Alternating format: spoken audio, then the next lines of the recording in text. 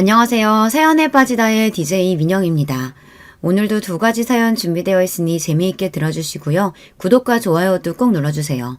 그럼 오늘의 사연 함께 만나볼게요. 몇 년 전 가스라이팅이라는 말이 세상을 휩쓸었던 적이 있었죠.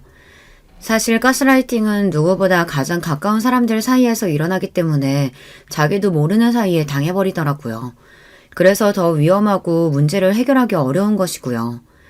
저도 그때는 그게 가스라이팅인지 모르고 몇 년을 가슴을 치며 참아왔어요.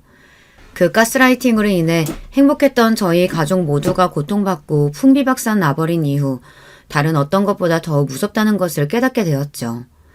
지금은 통쾌하게 복수해주고 모두 마무리되었지만 가끔 그때 생각이 나면 몸서리 쳐지더군요. 오늘 모든 이야기를 털어놓고 그간 끈질기게 마음에 남아있던 그때의 일을 훌훌 털어버리고 싶네요. 저는 꽤 늦은 나이에 운명의 남자를 만나 결혼을 했어요. 도서관 사서였던 저는 연애나 결혼보다는 혼자 책 읽고 조용히 지내는 것을 좋아했고 몇 번 정년기 때 잠깐 만났던 남자들과는 뭔가 잘 맞지 않더라고요. 지금이야 30 넘어 결혼해도 이상한 일이 아니었지만 당시에는 여자 나이 30이 넘어가면 어딘가 문제 있는 사람으로 보였을 때죠. 전 아무 문제 없었는데 말이에요. 그렇게 한번 홍기를 놓치니 노처녀로 이미지가 굳어져 쭉 혼자인 채로 살았답니다. 40이 넘은 어느 날 도서관에 조금 지저분한 옷을 입은 남자가 책을 잔뜩 빌려서 가더라고요. 워낙 많은 사람들이 오가니 처음에는 서로 신경 쓰지 않고 스쳐 지나갔는데 그 다음 주에도 똑같이 대여할 수 있는 책을 최대치로 빌려갔어요. 그러고서 매주 일요일에 한 번씩 꼭 책을 잔뜩 빌려다가 연체 한 번 안 하고 꼭 그 다음 주에 그대로 가지고 와서 반납하는 거예요. 남자의 옷은 늘 누가 봐도 작업복에 흙먼지가 잔뜩 묻어있고 손도 굉장히 거칠었어요. 옷에서는 지울 수 없는 땀 냄새가 배어 있었고요. 정체가 뭘까? 나이도 꽤 있어 보이는 사람인데 매주 저 책들을 다 보고 반납하는 건가? 저는 몇 번 물어보고 싶다가 괜한 오지랖 같아서 말았었는데요. 결국 도저히 참지 못하고 물어봤어요. 혹시 이 책들을 다 읽으시는 건가요? 굉장히 빨리 읽으시네요. 그러자 그 남자는 얼굴을 붉히며 대답하더군요. 다 읽지는 못했습니다. 별로 재미가 없어서요. 예상치 못한 대답이어서 저도 당황했어요. 그래서 저도 모르게 그럼 무엇 때문에 매주 책을 이렇게 많이 하고 내뱉었다가 실례 같아서 말을 삼켰죠. 남자는 서둘러 책을 빌려서 나가버렸고 저는 저 때문에 남자가 책 빌리는 것을 그만둘까봐 서둘러 남자의 뒤를 따라 나갔어요. 저기요. 남자를 붙잡은 저는 제가 괜한 참견한 것 같아서 죄송해요. 매주 책 많이 보시는 거 정말 대단하세요. 앞으로도 매주 꼭 오세요. 저는 저 때문에 혹시나 부담스러워서 도서관에 오지 않으실까봐 한 말이었는데 남자 쪽에서는 의미를 조금 오해한 것 같았어요. 들고 있던 책들을 우르르 떨어뜨리고 허둥지둥 책을 다시 드는데 귀까지 새빨개져 있더라고요. 그 사람이 바로 제 남편이 될 운명의 남자였습니다. 당시 저는 연애 쪽으로 준하고 눈치도 없었어서 남편이 어떤 오해를 한 건지 모르고 다음 주 내내 그가 저 때문에 안 오는 건 아닌지 신경 쓰고 있었어요. 그래서 딱 일주일 후 남편이 도서관에 나타나자 반갑고 안도가 되더군요. 남편은 책을 반납하더니 굉장히 부끄러워하면서 저 실례가 안 된다면 밖에서 잠깐 말씀 좀 했어요. 남편은 저에게 자판기 커피를 한 잔 사주면서 또 굉장히 수줍어하면서 더듬더듬 말을 이었습니다.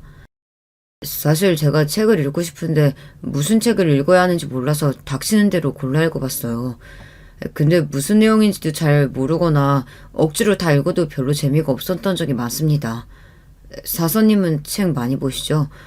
혹시 실례가 안 된다면 재미있는 책을 추천해 주시겠어요? 남편은 타일공이었어요. 화장실 같은 곳에 전문적으로 타일을 붙이는 일을 사람이에요. 자기가 평생을 일만 하고 공부는 아예 담쌓고 살았었는데 이제라도 지식을 좀 쌓고 똑똑해지고 싶어서 책이라도 많이 읽자 하며 무작정 도서관에서 책을 빌렸대요.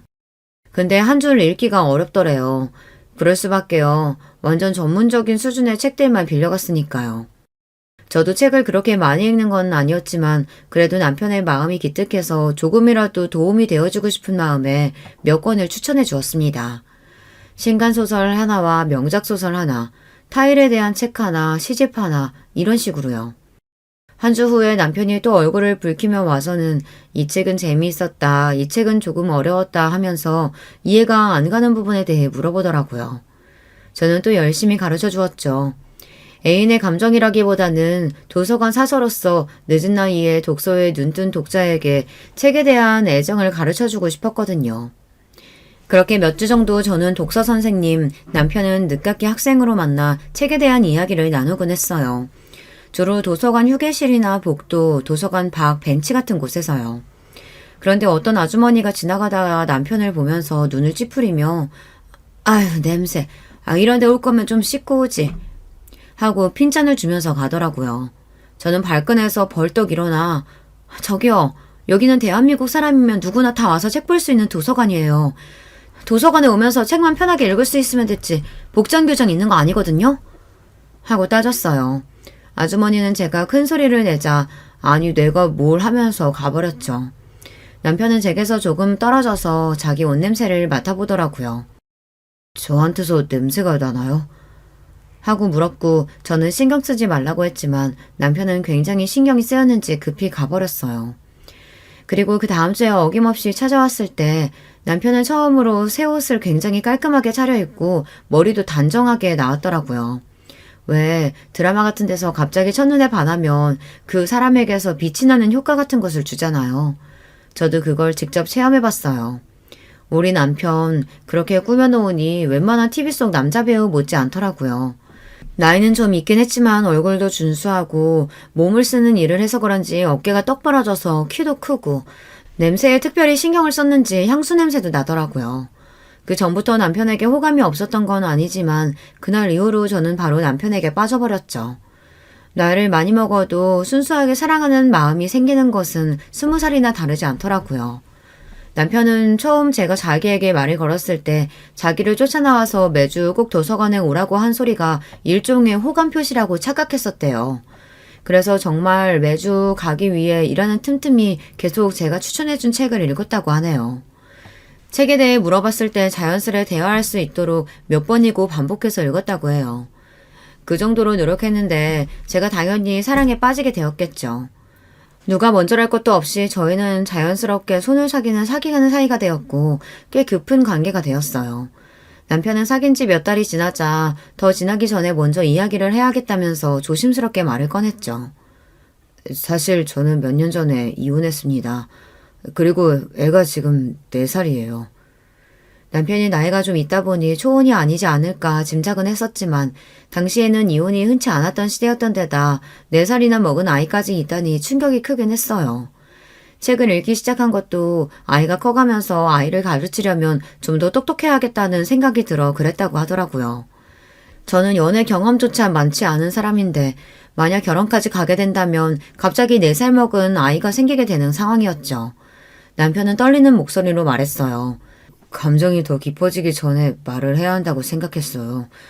저도 아이 때문에 더 이상의 연애와 결혼은 없을 거라고 생각했었는데 머리와는 다르게 좋아하는 마음이 너무 커져버려서 저는 결코 헤어지고 싶은 마음은 없지만 어떤 결정을 내리시든 따르겠습니다.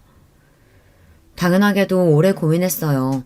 저뿐만 아니라 생판 모르는 어린아이의 인생도 달려있는 제가 감당하기에는 버거운 무게의 고민이었으니까요.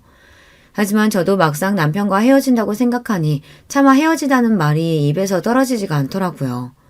저도 이미 남편을 많이 사랑하고 있었나 봐요. 그래서 저는 고민 끝에 일단 아이를 먼저 만나보겠다 하고 남편에게 말했어요. 저는 괜히 아이에게 정 붙을까봐 남편이 아이를 데리고 오면 먼저 먼발치해서 보겠다고 했죠. 그리고 감당이 안 될 것 같으면 그대로 돌아가겠다고 했어요. 아이는 지금 남편의 어머니가 키우고 있다고 해서 어머니가 아이를 데리고 오면 남편에게 인계되는 그 잠깐 보기로 했어요. 두근거리는 마음으로 아이가 오기를 기다렸죠. 긴장도 되고 한편으로는 4살짜리 아이라면 얼마나 예쁠까 하는 마음도 있었어요. 그러다 남편이 저편으로 손을 흔드는 쪽을 바라보자 아주 작고 귀여운 남자아이가 남편에게 웃으며 뛰어오더라고요. 그 웃음은 마치 천사가 웃는 것처럼 티 하나 없이 순수하고 예뻤어요. 아이는 아빠 품에 덥석 안겨서 강아지처럼 깽깽거리더라고요. 한참 엄마 아빠 손탈 나이였는데 얼마나 아빠가 보고 싶었을까요? 남편은 어머니를 보내고서 슬쩍 저를 보았고 저는 웃으며 고개를 끄덕했어요. 그렇게 저희 셋이 처음 만났죠. 남편은 일단 저를 자기 친구라고 소개했어요. 아이는 자기 아빠가 저를 처음 봤을 때처럼 부끄러워하며 아빠 품에 고개를 푹 묻더라고요. 하지만 곧 제가 아이에게 미리 준비해온 사탕을 쥐어주자 아이는 금방 경계를 풀고 저를 호기심 어린 눈으로 계속 쳐다보았어요. 까맣고 반짝이는 구슬 같은 눈동자를 보며 저는 이 아이에게 필요한 엄마가 되는 것도 제 인생에서 꽤나 가치 있는 일이 되겠다는 생각을 했어요. 아이는 엄마에 대한 기억이 전혀 없었고 어린이집에 다니면서 벌써 엄마 아빠에 대한 개념이 생기기 시작할 나이였어요. 전 어차피 남편과 헤어지지 못하고 아이를 키워야 한다면 하루라도 빨리 아이의 엄마가 되어지는 것이 낫겠다고 판단했고 남편과 저는 아이를 위해 조금 서둘러서 결혼을 했어요. 남편은 재혼이고 저는 그 당시 기준으로 나이가 많았기 때문에 결혼식은 아주 조촐하게 올렸습니다. 나름의 우여곡절이 있었지만 모든 과정을 끝낸 후 남편과 저 그리고 아이 이렇게 셋이 가족이란 이름으로 함께 살게 되었어요. 아이는 어려서인지 어렵지 않게 저를 엄마라고 불렀고 금방 여느 아이들처럼 엄마에게 어리광 피우고 떼도 쓰고 야단 맞기도 하는 평범한 아이가 되었습니다. 그렇게 저는 아이의 공식적인 엄마가 되었답니다. 제 배에 아파서 아이를 낳은 건 아니었지만 아들을 키우면서 저는 없던 모성애가 생기는 것을 느꼈어요. 아들을 지켜주고 싶었고 더 좋은 것을 먹이고 더 좋은 것을 입히고 싶었어요. 그렇다고 무작정 애정만 주는 것이 아니라 엄할 때는 엄하게 했죠. 무엇보다 더 바른 사람으로 키우고 싶어서요. 아들은 자기 아빠를 닮아서 순하고 착한 성격이었어요. 하지만 부끄러움이 많고 내성적이어서 자기 의견을 제대로 말하지 못하는 경우가 종종 있었죠. 특히 커갈수록 남자아이들 사이에서 치이는 일이 많아져서 아무래도 속상한 일이 생길 수밖에 없었어요. 체구도 큰 편이 아니라서 상대적으로 드센 아이들이 자꾸 건드리는 것 같더라고요. 아들이 맞고 들어오기라도 하는 날엔 제가 더 화가 나서 학교까지 쫓아간 적도 있었고요. 아들에게 더 강해져야 된다며 태권도 학원에 데리고 가기도 했어요. 하지만 천성은 잘 고쳐지지 않더라고요. 아들은 큰 사고 없이 무럭무럭 자라 중학생이 되었어요. 키도 껑충 커서 저보다 커지더라고요. 사춘기가 오자 안 그래도 말 수 없던 아이가 더 말을 안 하고 입을 닫기도 했지만 엄마 갖다 준다고 네일클로버를 찾아다 주는 등 착한 마음은 여전히 그대로였어요. 그러다가 저희 집에 큰 사건이 일어나게 되었어요. 남편의 전처, 아들의 친엄마가 갑자기 나타난 거였죠. 남편 말로는 애엄마가 바람이 나서 이혼하고 양육권도 가져왔다고 들었는데 어떻게 살아하는진 모르지만 돈이 떨어지고 나서 돈을 빌려달라고 하려고 나타났어요. 아주 못되게도 아이를 빌미로 삼으려고 아이 앞에 먼저 나타났죠. 당연히 남편이 무섭게 화를 내며 쫓아냈고 그 여자는 돈도 빌리지 못하고 도망치듯 쫓겨났어요. 이후 저를 친엄마로 알고 살았던 아들은 큰 충격을 받은 것 같았어요. 저는 내가 친엄마는 아니지만 정말 내 자식보다도 내 자식으로 생각하며 키웠다고, 넌 누가 뭐래도 내 자식이라고 제 진심을 다해 말했죠. 하지만 사춘기 때문인지 충격이 커서인지 아들은 저는 기억도 하지 못하는 서운했던 일들을 하나하나 조목조목 따져가며 아줌마가 제 친엄마가 아니라서 그랬던 거죠 하고 화를 냈어요. 그 서운했던 일들이라고는 성적이 떨어져서 공부를 좀 더 열심히 하라고 혼냈던 거라던가 어른들에게 예절을 안 지키면 꾸중을 했던 거라던가 그런 사소한 일들이었어요. 여느 부모들은 다 아는 훈육이었는데 말이에요. 제가 잘해주고 사랑을 쏟았던 것들은 기억도 못하고 말이죠. 저도 사람인지라 별별 생각이 다 들더라고요. 너무나 서운하고 검은 머리 짐승은 거두는 게 아니라는 옛말이 정말 맞는 건가 싶고 나중에야 자기가 그때 잘못했다고 싹싹 빌긴 했지만 그때 받은 상처는 정말 저도 지워지지 않더군요. 더 큰 문제는 아들이 그 당시 학교에서 괴롭힘을 당하고 있었던 거예요. 친엄마와 만난 이후 아이가 무단으로 학교를 결석해서 학교에서 전화가 왔는데 같은 반 아이들이 담임선생님에게 아들이 괴롭힘을 당해서 안 나왔을 수도 있다고 했다나 봐요. 같은 반 나쁜 녀석들이 아들을 때리고 돈을 빼앗고 악랄하게 괴롭히고 있었는데 저와 남편은 아이가 아무 말도 안 해서 별 문제 없이 다니는 줄 알았죠. 얼마나 속이 썩어 문드러졌을까요.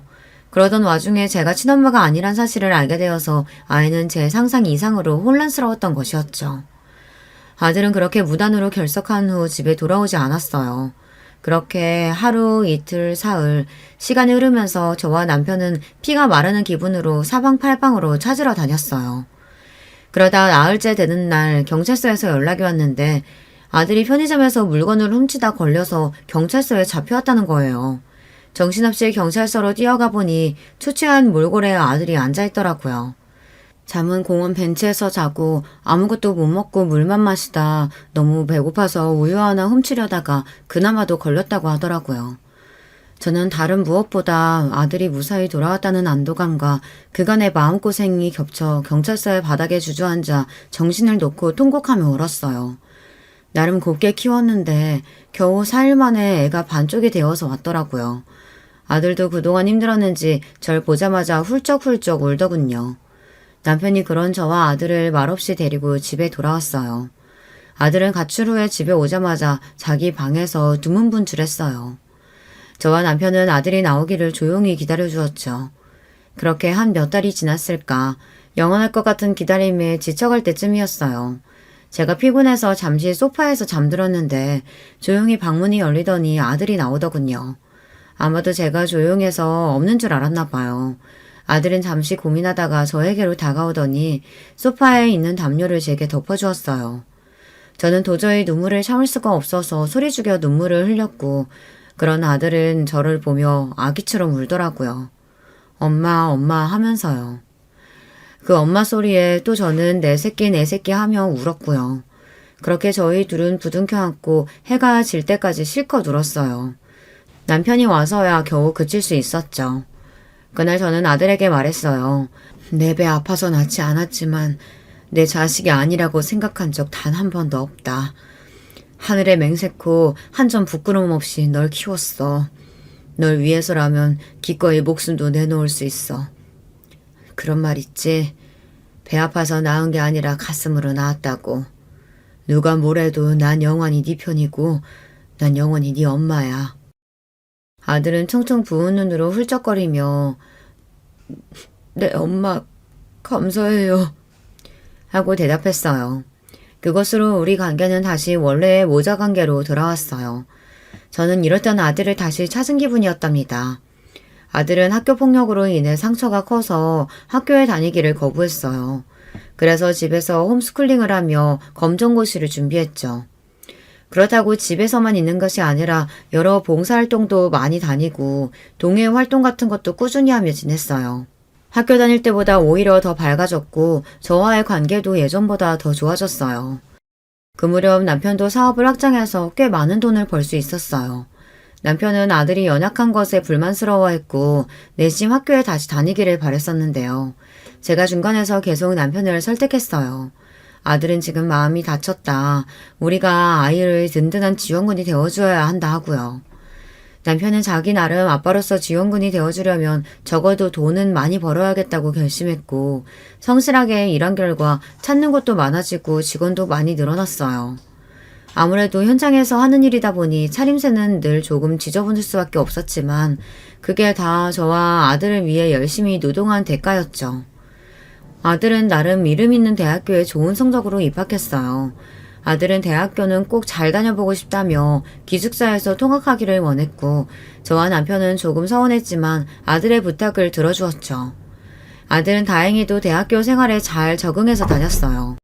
그 점은 정말 안도할 만한 일이었지만 거의 20해 일도 하고 아들을 키우며 쉼없이 달려왔는데 아들이 사라지니 마음이 참 허하더라고요. 빈 둥지 증후군이라고 하던가요. 저도 그런 심정이었어요. 그렇다고 아들이 저에게 소홀히 한 건 아니었어요. 매일 한 번씩 안부 전화도 하고 일주일에 한 번은 꼭 집에 와서 자고 가고 여전히 저에게 준다며 네이클로버를 따가지고 오기도 했답니다.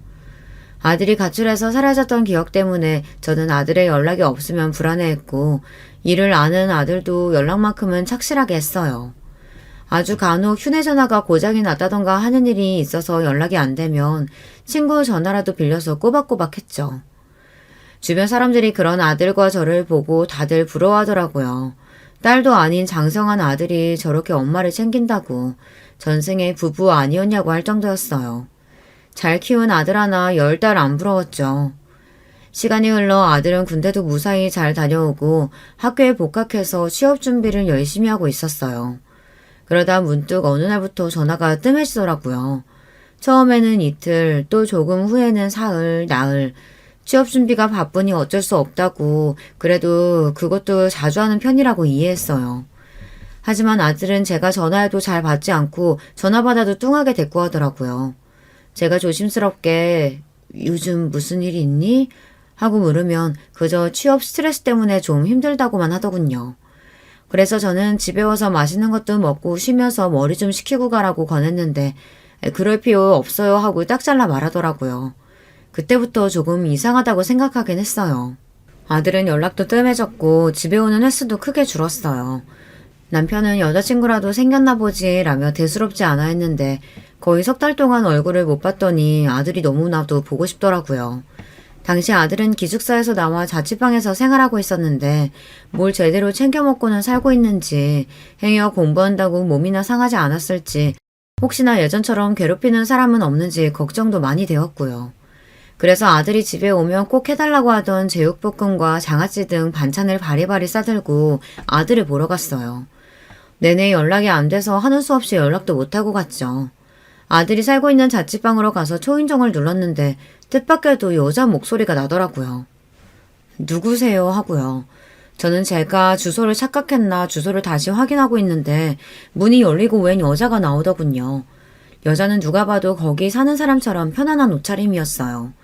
그리고 그 뒤에서 속옷만 입은 채 아들이 뒤따라 나왔어요. 아들은 저와 눈이 마주치고 사색이 되어 꽥 소리를 질렀죠. 엄마, 왜 연락도 없이 찾아왔어? 저는 너무 당혹스러워서 허둥지둥 반찬들을 바닥에 그냥 내려놓고 미안하다, 갈게 하고 서둘러 그곳에서 뛰쳐나왔어요. 아들도 어엿한 성인이니 연애하는 건 당연한 일이었지만 그렇게 정면으로 아들의 사생활을 봐버리니 머리가 하얗게 되더라고요. 정신없이 집으로 와서 보니 그렇게 통화가 안 되던 아들에게서 부재중 통화가 수없이 와 있었죠. 마침 남편이 집에 와서 멍한 저를 보고 무슨 일이 있냐고 물었고 저는 자초지종을 설명했어요. 아들 자취방에 여자가 있었어. 남편은 그 얘기를 듣고 잠시 생각하더니 아들에게 전화해 당장 집으로 오라고 했죠. 남편은 한창 젊은 나이이니 여자친구가 있을 수는 있지만 여자친구와 있겠답시고 부모 전화도 받지 않고 얼굴도 잘 비치지 않은 것은 문제가 있다면서 아들이 오기를 벼르고 있었어요. 저는 괜히 연락 없이 가서 이 사단이 났다는 생각에 자책하며 있었고요. 아들은 평소에는 전혀 보지 못했던 남편의 엄한 부름에 즉시 달려왔어요. 선물인지 뭔지 쇼핑백에 뭔가를 잔뜩 들고 왔더라고요. 남편은 아들을 앉혀놓고 여자친구냐 하고 직접적으로 물어봤어요. 아들은 조금 주저하다 네 하고 대답했죠. 남편은 얼마나 사귄 여자친구인진 모르겠지만 네 엄마가 너 준다고 반찬까지 해서 찾아갔는데 문전박대를 하냐. 어디서 배운 버르장머리냐 하고 꾸짖었죠. 그런데 갑자기 아들이 이제까지 한 번도 보지 못한 얼굴로 남편을 노려보며 제가 언제 반찬 갖다 달라 했어요? 저도 이제 성인이고 사생활이 있는데 막무가내로 찾아오시면 어떡해요? 하고 화르르 불타오르듯 화를 내더라고요. 저와 남편은 처음 보는 아들의 모습에 놀라고 기가 막히는데 아들은 자리를 박차고 일어나면서 현관에 놓고 왔던 쇼핑백을 쏟아버렸어요. 그건 제가 만들어서 아들 집에 가져갔던 반찬들이었죠. 누가 먹는다고 이렇게 잔뜩 가져왔어요? 솔직히 저 엄마가 갖다주는 반찬 반 이상은 다 버렸어요. 앞으로는 필요 없으니까 갖고 오지 마세요. 저는 화가 난다기보다 정말 딴 사람처럼 행동하고 말하는 아들의 모습에 충격을 받아 멍하니 아들을 보고 있었어요. 남편은 머리끝까지 화가 나서 아들의 멱살을 잡으며 소리쳤죠. 이게 무슨 못 배워먹은 짓이야? 그러자 자기 아빠보다 더 커져버린 아들은 남편의 팔을 획 뿌리치고 위협적으로 아빠를 노려보는 거예요. 못 배워먹은 건 아빠죠. 지금 저 때리시려고요? 그래요. 어디 쳐봐요. 이 새끼가 미쳤나? 남편은 완전히 폭발해서 아들의 멱살을 잡고 주먹으로 한 대 치려는 동작을 했어요. 아들은 평생 험한 일 한 번 해본 적 없는 아이였지만 남편은 산전수전 다 겪은 사람이라서 남편이 아들을 때리면 큰일 날 것 같았어요. 저는 그래서 필사적으로 남편을 막아섰죠. 아니야, 내가 잘못했어. 괜히 내가 가서 그래. 저는 얼른 아들을 제 뒤에 피신시키면서 미안해, 얼른 가! 하고 집 밖으로 등 떠밀었어요. 아들은 저와 남편을 처음 보는 차가운 눈빛으로 노려보곤 뒤도 안 돌아보고 가더군요. 저와 남편은 이게 대체 뭔가 싶어서 한동안 벙쪄 있었어요. 남편은 심각한 얼굴로 고민하더니 일단 자취방 얻어준 거를 빼야겠다고 하더군요. 저희와 떨어져 산 이후 아무래도 이상해진 것 같다면서요. 하지만 지금 저렇게 여자친구랑 같이 살다시피 하고 있는데 강제로 그렇게 해버리면 또 예전처럼 가출해버리거나 할까봐 서두르지 말자고 설득했어요. 일단은 두고 보자고요. 아들은 더욱 연락을 끊고 살았고 저와 남편도 예전 사춘기 때 한바탕 폭풍을 몰아쳤던 그때처럼 그저 착한 아들이 다시 돌아오기만을 기다렸어요. 아들은 남편에게는 연락을 완전히 끊었지만 그나마 저에게는 간간히 연락을 했죠. 한 번은 제가 그래도 아빠한테 연락 한번 해보는 게 어떻겠니? 하고 권했더니 아빠는 무식한 사람이라 말이 안 통해요. 저번에 보셨죠? 나 때리려고 한 거. 험한 일 하다 보니까 사람이 그렇게 된 거예요. 엄마도 맞지 않게 조심해요. 하더라고요. 처음 듣는 말에 저도 어안이 벙벙해서 아빠한테 그게 무슨 말이야. 그리고 아빠가 살면서 너한테 그렇게 화낸 건 이번이 처음인데 정말 설마 널 때리기라도 했겠어? 하고 반박했더니 벌컥 화를 내며 지금 아빠 편을 드는 거냐며 엄마도 한통속이라고 그렇게 끊어버리더라고요. 아들의 이상한 말투나 급격한 감정들이 왠지 모르게 묘한 이질감이 들었어요. 마치 자기 생각이 아니라 어디서 듣고 따라하는 것처럼 말이에요. 저는 즉각적으로 이건 아들 본인의 의견이 아니라는 것을 깨달았어요. 그렇다면 아들에게 그렇게 말하라고 시켰을 가장 유력한 용의자는 아무래도 여자친구였죠. 저는 고민하다가 아들에게 정식으로 여자친구를 소개해달라고 했어요. 우리 아들 같은 애를 만나주는 착한 여자가 누군지 궁금하다고 소개 없는 얘기를 하면서요. 아들은 한참 후에 다시 연락이 와선 여자친구랑 약속을 잡았으니 어디로 오라고 알려줬죠. 보통 부모님께 자기 애인을 보여주러 간다고 하면 부모님과 상의해서 장소를 잡을 텐데 자기들 편하게 아들의 자취방에서 가까운 곳, 그것도 와인바를 예약했더라고요. 도대체 왜 와인바 같은 곳을 잡았지 싶었는데 나중에 알고 보니 아들의 여자친구가 와인을 좋아한다고 거길 잡았던 거더라고요. 저는 모든 것을 꾹 참고 최대한 비위를 맞추며 여자친구에 대해 알아내려고 와인바로 갔어요. 아들의 여자친구를 정식으로 처음 만나는 자리였죠. 여자친구는 아들보다 4살이나 연상이었고 생긴 건 특별할 것이 없이 평범하게 생겼더라고요. 그런데 아들의 눈을 보니 이미 여자친구에게 완전히 빠져있는 게 보일 정도였어요. 도대체 무슨 매력이 있길래 아들이 이렇게까지 정신을 못 차릴까 싶었어요. 아들의 여자친구는 자기 맘대로 메뉴를 이것저것 시키고 와인을 물 마시듯 벌컥벌컥 잘 마시더라고요. 남자친구의 어머니를 처음 보는 자리인데 솔직히 제가 계속 눈치를 보고 그 아이는 전혀 예의를 차리지 않아 입장이 완전히 바뀌어있는 느낌이 들었죠. 저는 예의상 우리 아들 만나줘서 감사해요 하고 말했는데 들어온 대답은 네, 제가 좀 고생하고 있죠. 였어요. 솔직히 어머님 아들 제가 인간 만들어놨어요. 도대체 어떻게 키우신 거예요? 할 줄 아는 것도 없고 사회성도 없고 순 쑥맥이고 옛날에 왕따도 당했다면서요? 제가 하나부터 열까지 다 사람 만들어놨어요. 얘는 진짜 나한테 감사해야 돼요. 야, 가서 물 좀 떠와. 아들은 무슨 시중처럼 벌떡 일어나서 물을 가져오더라고요. 기가 막히더군요. 저는 그래도 제 기분을 끝까지 내색 안 하고 우리 아들이랑 그럼 지금 동거 중인 거예요? 했어요. 그랬더니 저희 혼인신고했어요. 라는 거 있죠. 제가 너무 깜짝 놀라서 듣고 있던 포크를 떨어뜨릴 정도였어요. 혼인신고를 했다고? 이미? 네. 제가 부모님께 굳이 말씀드릴 필요 없다고 했어요. 무슨 마마보이도 아니고 결혼은 저와 얘 둘이 하는 건데 그걸 일일이 보고해야 될 필요는 없잖아요.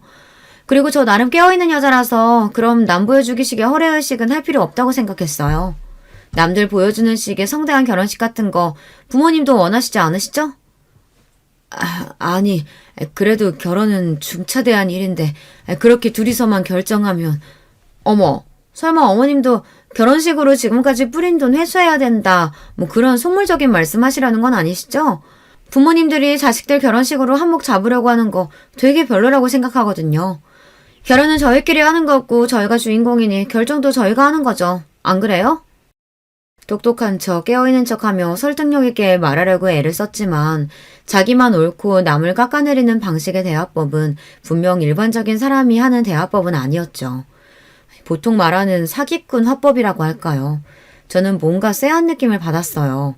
여자친구에게서 눈을 못 떼는 제 아들을 보면서 저 순진한 아이가 저런 화법에 말려들어서 저렇게 정신 못 차리는구나 하고 깨달았어요. 거기서 여자친구에게 반박하거나 화를 내면 남편에게 했듯 저와도 연락을 끊을 것 같아서 아무 말 못했죠. 생각해보니 남편에게 했던 그런 이상한 행동들과 말들도 자기 의견이 아니라 여자친구의 말을 그대로 읊은 것 같다는 생각이 들더군요. 와인바에서 계산도 다 제가 했어요. 아들의 여자친구는 당연하다는 듯 저희가 아직 취준생이라서 돈이 없어요. 먼저 보자고 하신 쪽이 계산하시는 거죠? 잘 먹었습니다, 어머님. 하면서 이빨만 쑤시고 있더군요. 아주 이거 크게 잘못 걸렸구나. 저는 집에 오는 내내 그 생각만 들었어요. 하지만 이미 아들이 그 여자에게 깊이 빠져들어 있는 게 눈으로도 보였기 때문에 섣불리 다가섰다간 아들이 더욱 등을 돌리게 뻔했어요. 저는 남편에게 아들이 이미 혼인신고를 했다는 사실을 알렸어요. 남편도 꽤 충격을 받았고 당장이라도 호적을 파버릴 것처럼 화를 내더군요. 저는 일단 이미 해버린 혼인신고를 다시 되돌릴 수는 없으니 최대한 비위를 맞춰서 아이들이 잘 살게 해주자고 했어요. 앞뒤가 바뀐 것 같지만 그래도 정식으로 결혼식도 올려주자 하고요. 너무 젊은 나이에 이혼남이 되는 것보다는 최악보다는 나을 테니까요. 제가 아들과 여자친구에게 결혼식 날짜를 잡자고 하니 지난번 첫 만남 때 했던 말과는 다르게 어머님이 원하시니 하는 수 없이 들어드리겠어요. 하며 결혼식을 하겠다고 하더군요. 그렇게 불안한 결혼식을 올리게 되었어요. 결혼식 과정에서도 잡음이 끊이지 않았죠. 아들의 입을 통해 나오는 며느리의 의견은 대체로 무리한 요구였어요. 신혼집은 집값이 오를 만한 시내 중심가에 잡아야 한다. 시댁과는 거리가 떨어져 있어야 한다. 전세보단 매매를 해달라. 자기들은 취업준비생들이라 돈이 없으니 집에 들어갈 혼수도 다 해달라. 신혼여행 숙소는 호텔이나 리조트가 아니라 꼭 풀빌라여야 한다. 요구사항도 참 많았죠. 누가 보면 결혼해달라고 빌어서 결혼하는 줄 알겠더라고요. 그래도 저는 한 번 하는 결혼, 아들 내외가 행복해야지 하면서 군말 없이 다 들어줬어요. 아들이 저렇게까지 좋아하는 여자라는데 그럼 저희에게도 소중한 사람이라고 생각하면서요. 그런데 결혼식 일주일 남겨놓고 아들이 할 말이 있다며 저만 따로 조용히 부르더군요. 그러더니 아빠는 결혼식 안 오면 안 돼? 하는 충격적인 말을 하더라고요. 우리 나름 품위 있는 결혼식 하는데 아빠 하는 일이 그러니까 아빠 하객들도 다 좀 그렇고. 그리고 아빠가 나한테 폭력 쓴 거에 대해서 아직 난 화가 안 풀렸어. 솔직히 그런 행동을 한 사람을 아빠라고 하고 싶지도 않고. 저는 순간적으로 정말 화가 나서 아들의 뺨을 칠 뻔했어요. 아니 어떻게 자기를 평생 키워준 은혜도 모르고 저런 것도 자식이라고 버리지 않고 키운 남편이 불쌍할 정도더라고요. 저는 최대한 참고 그러면 안 된다 이렇게 거절했는데 아들은 늘 자기 말을 들어주던 제가 그런 반응을 보이니 당황하더군요. 저는 만약 아빠를 초대하지 않겠다고 하면 너네 주기로 한 신혼집이나 가구들 모두 없었던 거로 할 거다. 모두 아빠가 몸 부서지게 일해서 번 돈으로 너 키우고 대학 보내고 결혼까지 시켜주신 건데 아빠가 빠진다는 건 말도 안 된다. 그렇게 그 부분에 대해서는 양보 없이 잘라 말했어요. 아들은 의외에 제 강경한 대답에 더 대꾸하지 못하고 물러났지만 그때만큼 아들에게 실망스러운 적이 없더라고요. 착하고 순하던 모습은 어디로 가고 남처럼 아니 남보다 못하게 구는 그 아이가 우리 아들이 맞나 싶고요. 그 일은 차마 남편에게도 말하지 못했죠. 아들이 자기 결혼식에 아빠를 초대하지 않겠다고 하면 얼마나 마음에 상처로 남겠어요. 어찌되었건 아들의 결혼식은 며느리의 요구사항에 따라 아주 성대하게 치러졌어요. 저와 남편 속만 썩어 들어갔지만 그래도 자식이 이기는 부모 없다고 막상 아들과 며느리가 행복해하는 모습을 보니 그걸로 됐다 싶기도 하더군요. 결혼식이 끝나고 아이들은 신혼집으로 들어갔고 두 사람은 취업을 준비한다면서 계속 백수 상태로 지냈어요. 아들은 이전보다 더욱 연락이 뜸해졌고 얼굴 한번 볼 수가 없었죠. 다달이 생활비로 꽤 많은 돈을 부져줬는데 취업 준비를 하고 있기는 한 건지도 알 수 없었고요. 몇 번 연락을 해볼까 하다가 며느리가 싫어할 게 뻔히 보이니 못하겠더군요. 주변에서도 요새 며느리들은 우리 때와 다르다. 딸 같은 며느리 바라지 말고 남이라고 생각해라. 이제 아들이 아니라 며느리 남편이다 생각해야 맘 편하다. 그런 이야기들을 하니 또 요새 애들은 그런가 싶기도 해서 더욱 마음을 다잡았어요. 스스로 나쁜 시댁이 되지 말아야지 자책하면서요. 그래도 자식에게 향하는 마음이 어디 마음대로 되나요? 아들이 보고 싶은 나머지 몇 번 아들네외 집 근처에서 서성거린 적도 있었어요. 이게 무슨 이상가족도 아니고 죄진 것도 아니고 속으로 한탄하면서요. 그러다 아들 내외의 모습을 보고 얼른 숨었죠. 아들 내외는 맞더라도 가는지 편한 옷차림이었는데 며느리가 아들의 머리를 툭툭 치면서 때릴 것처럼 손을 확 올리더라고요. 아들이 움찔하면서 막으려는 포즈가 꽤 종종 맞은 것 같은 느낌이었어요. 저는 순간 욱해서 나서려다가 예전에 말 안 하고 아들을 찾아갔을 때의 악몽이 떠올라 멈췄어요. 아들이 제가 만든 반찬들을 들고 와 집어 던졌던 그 기억이요. 또 그런 일이 있을까봐 이름이라도 부르고 싶은 마음을 꾹꾹 참고 발길을 돌렸답니다. 분명 정상적이고 평등한 관계는 아닌데 이미 며느리에게 완전히 잡혀 사는 아들이기에 섣불리 제가 나섰다가는 역효과만 날 게 뻔했으니까요. 물 없이 고구마를 꾸역꾸역 먹는 것 같은 나날이었어요. 아들이 결혼하고 1년 정도 거의 연락두절 상태로 지내던 중 남편이 갑자기 쓰러지는 일이 생겼어요. 간 수치가 정상 수치의 10배는 넘게 나오더라고요. 의사가 위험했다고 할 정도였어요.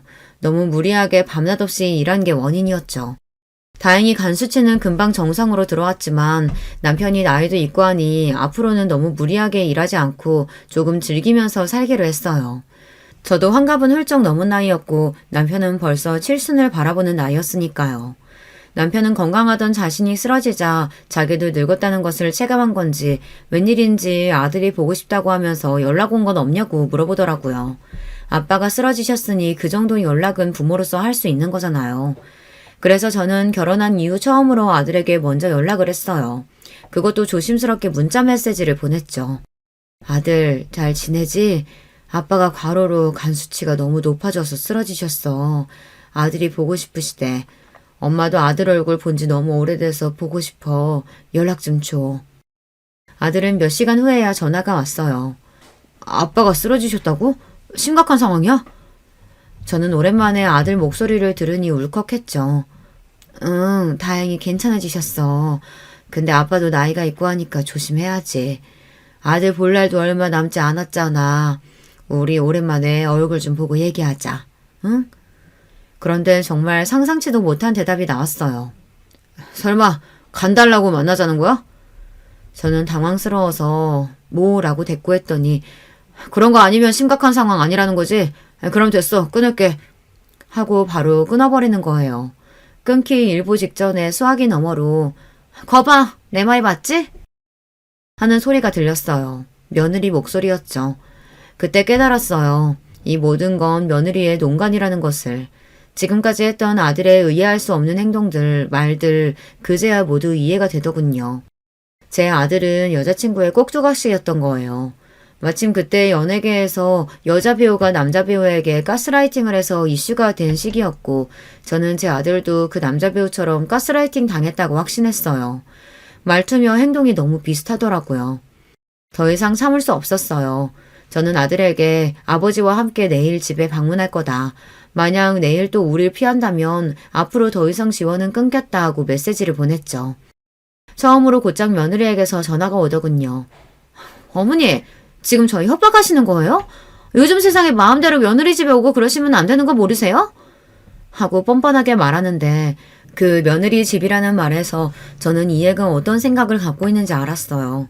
그래서 그럼 내일부터 무일푼으로 살던가 알아서 해라 하고 먼저 전화를 끊어버렸어요.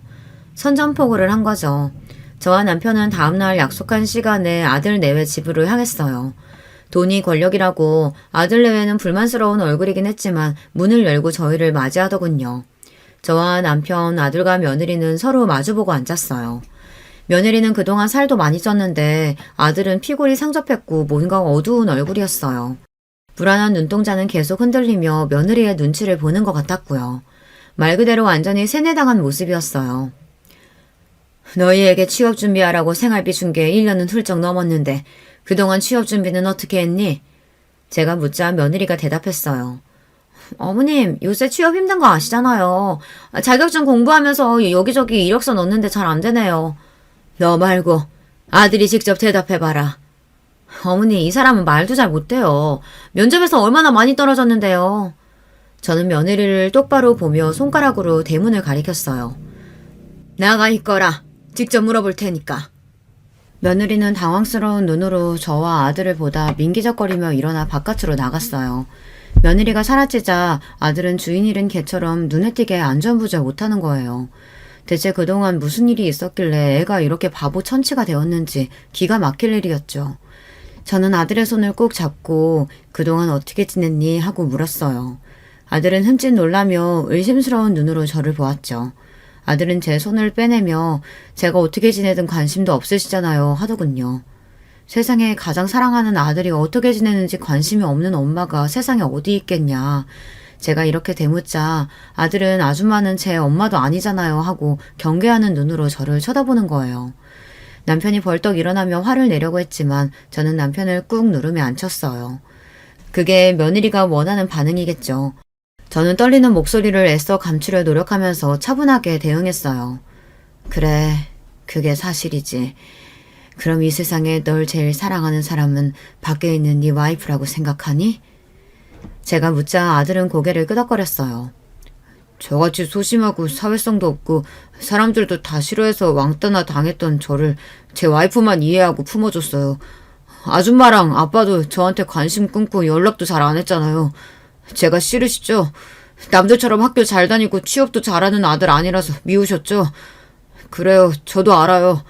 제가 죽을 때까지 영원히 저를 사랑해주는 사람은 제 와이프뿐이라고요. 아들은 소리를 꽤 질렀어요. 그리고 한참 동안 아줌마는 아빠를 꼬드겨 자기와 아빠 사이를 갈라놓은 악마. 아빠는 그런 저에게 빠져서 자기에게 폭력을 휘두르고 연을 끊고 사는 사람이라고 그런 요지로 횡설수설 떠들어댔어요. 그래, 그렇게 너를 교육시켜놨구나. 아들과 며느리가 연애를 시작하고 결혼하기까지 그 긴 시간 동안 며느리는 저와 남편을 그런 이미지로 만들어 놓았어요. 저와 남편이 아이들을 배려한답시고 거리를 둔 것이 오히려 아들에게 확신을 주게끔 만들어 놓은 거였죠. 아들은 저와 남편을 억지로 끌고서 집 밖으로 내보냈어요. 남편은 충격을 받았는지 아들에게 실망한 건지 잠자코 밖으로 나갔어요. 저도 막상 저에게 발악하는 아들을 보니 준비했던 말들은 하나도 나오지 않고 끌려나가게 되었죠. 밖에 있던 며느리는 저와 남편을 보고 의기양양하게 웃더군요. 비아냥이 가득한 목소리로 조심히 들어가세요 라고 말하며 집으로, 아마도 본인의 집이라고 생각하는 그 집으로 들어갔어요. 문이 쾅 닫히고 남편은 저를 끌고 차로 갔어요. 오늘부로 저놈 내 아들 아니야.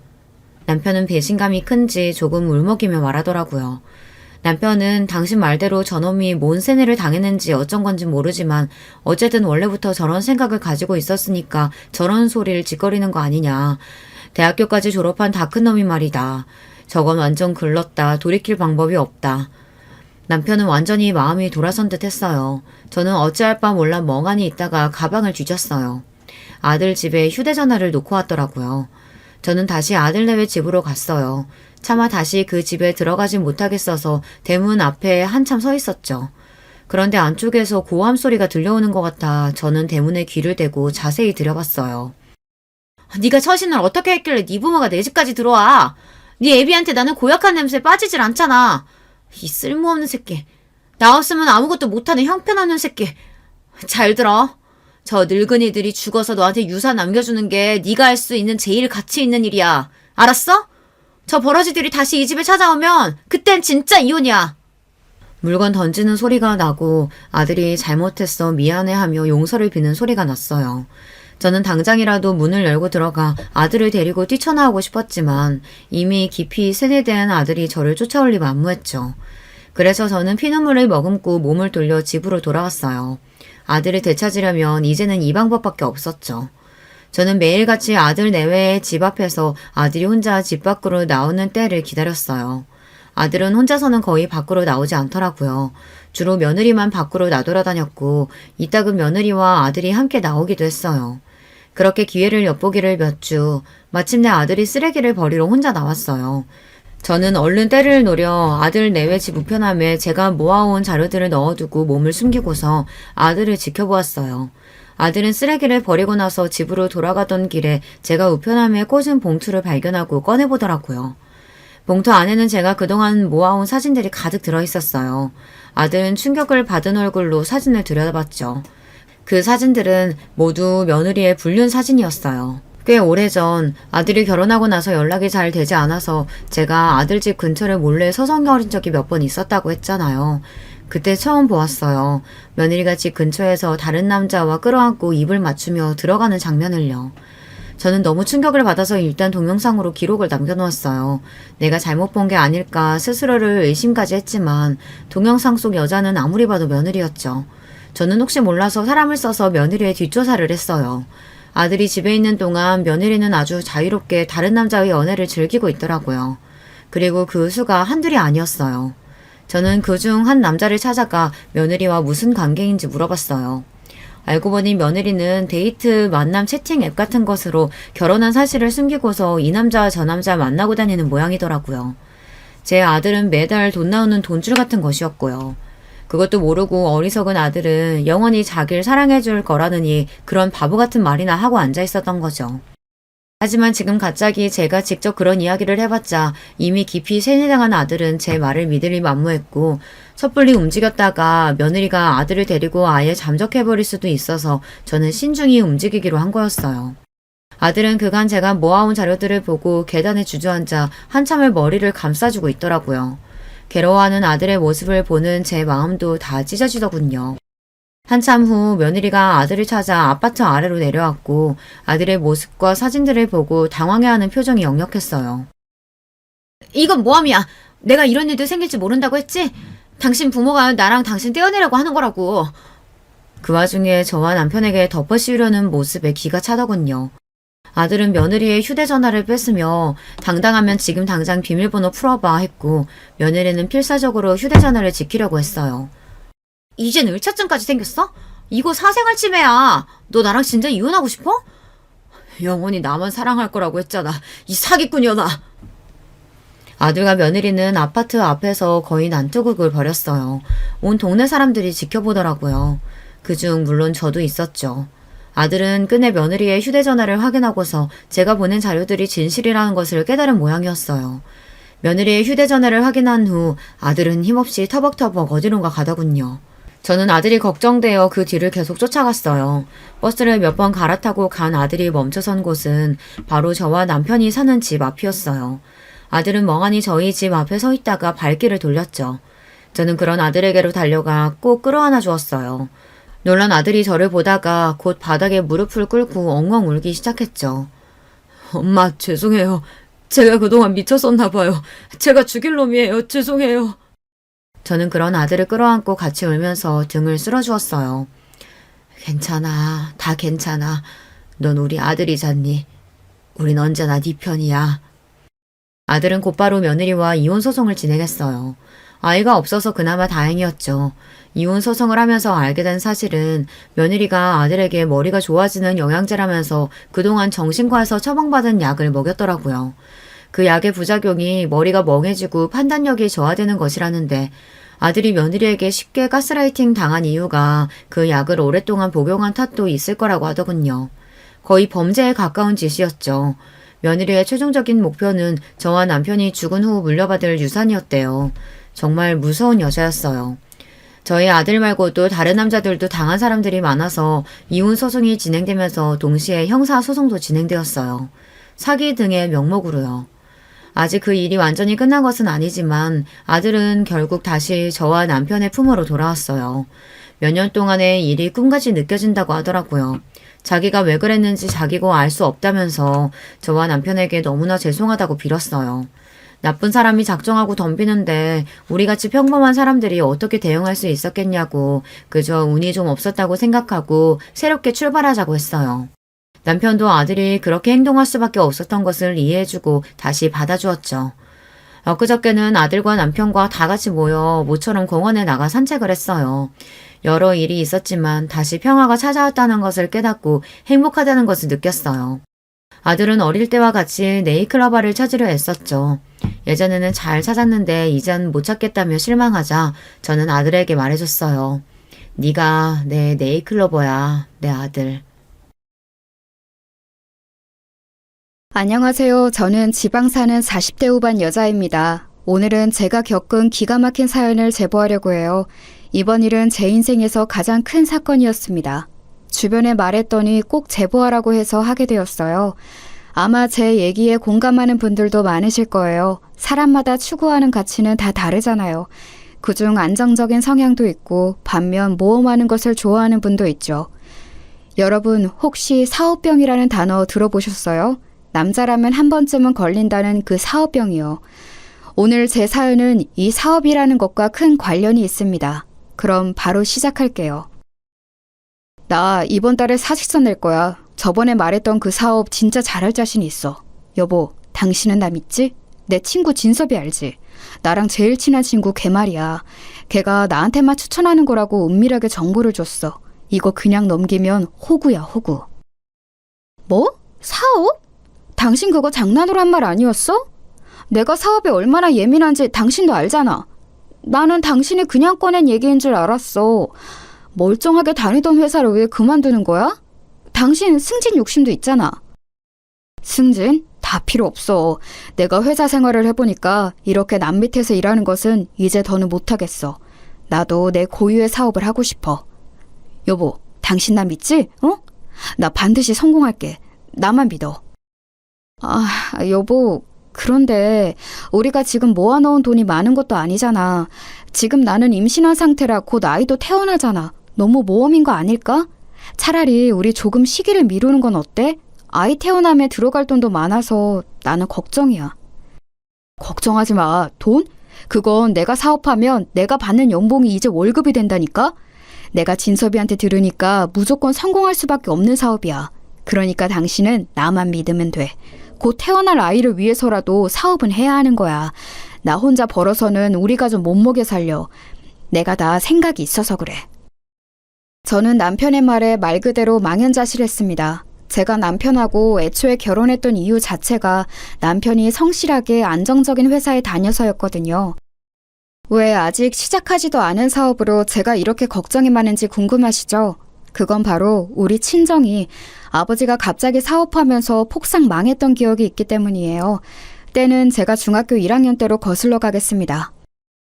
내가 이럴 줄 알았어. 그래서 내가 그렇게 반대했던 거라고.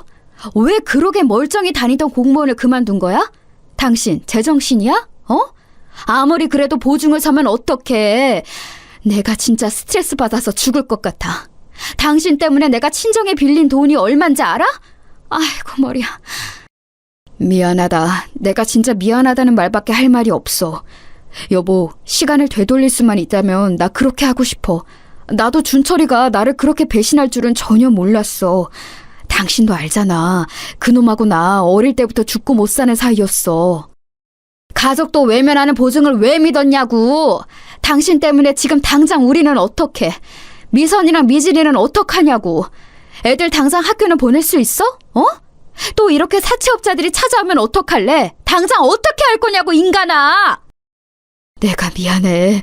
여보, 내가 미안해. 우리 엄마도 나 때문에 충격받아서 쓰러지셨어. 당분간 애들은 처가에 보내자. 장모님 볼 면목이 없다. 돌아가신 장인어른께도 너무 죄송해.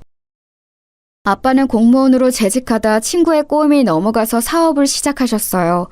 그리고 그 사업은 어마어마한 빚을 남겼습니다. 심지어 아빠는 그 과정에서 아빠의 가장 친한 친구인 준철이 삼촌의 보증을 서주었습니다. 준철이 삼촌은 저도 잘 아는 삼촌이었어요. 아빠가 아주 어릴 때부터 붙어 다닌 사이고 형제보다 가까운 사이였죠.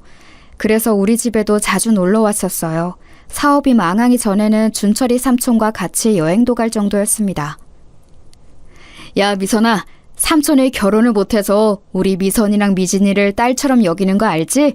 만약 아버지랑 어머니가 미우면 삼촌 집으로 달려와.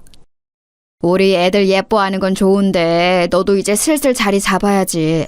괜찮은 여자 구해서 결혼해. 뭘 결혼이냐. 나는 그냥 혼자가 편하다. 아이 보고 싶으면 이렇게 미선이랑 미진이 보면서 만족하면 돼.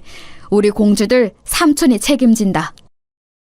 이렇게 사이가 좋았던 기억은 제가 중학생이 되면서 사라졌어요.